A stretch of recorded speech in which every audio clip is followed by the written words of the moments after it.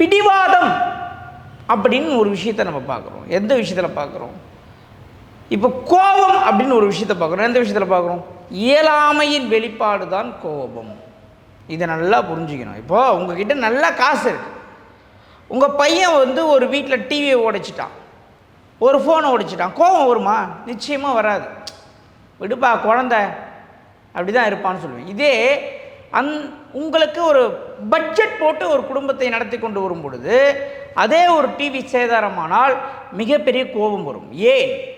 அதை மீண்டும் வாங்குவதற்கு சிரமம் உண்டு. அப்போது நாம் இயலாமை என்ற ஒரு வெளிப்பாடின் தான் கோபமாக மாறுகிறது. இப்படி நாம் நம் வாழ்க்கையிலே, அன்றாட வாழ்க்கையிலே நாம் செய்யக்கூடிய தவறுகள் எது? நாம் எதை நோக்கி பயணிக்கிறோம்? வாஸ்து என்பது உண்மையா பொய்யா? எப்படி ஒரு ஏழை ஒரு பணக்காரனை நம்பி ஒரு படியில் காலை வைத்து வெற்றி அடைகிறான் அப்படின்னு சில நூல்கள் வந்து மிக தெளிவாக சொல்லுது.